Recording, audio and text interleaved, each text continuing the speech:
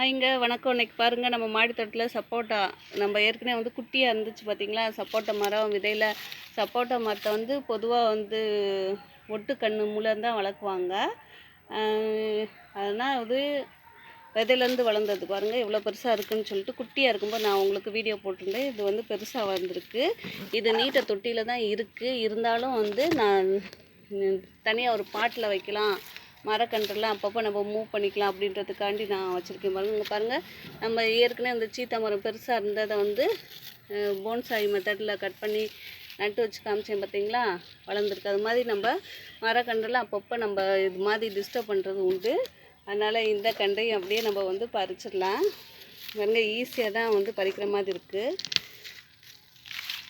வேர் கொஞ்சம் கட் ஆகிடுச்சு, பரவாயில்ல. ஆனாலும் நம்ம தொட்டியில் தானே வைக்க போகிறோம், சின்ன வேர் நிறையா இருக்குது பாருங்க.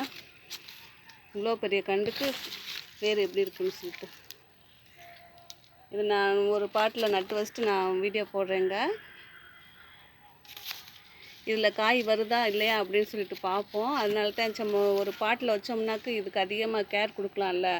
இது பெரிய தொட்டி, இதில் நிறைய செடி இருக்குது. அதனால் இது தனியாக இதுக்கு மட்டும் கேர் கொடுக்கலாம் அப்படின்ற மாதிரி ஒரு ஐடியாவில் காய் வருதான்னு பார்க்குறதுக்காக நான் இதை எடுத்திருக்கேன். எடுத்து இதை பாருங்கள், இந்த பாட்டில் தான் வைக்க போகிறேன். வச்சுட்டு நான் காமிக்கிறேங்க. தேங்க்யூங்க.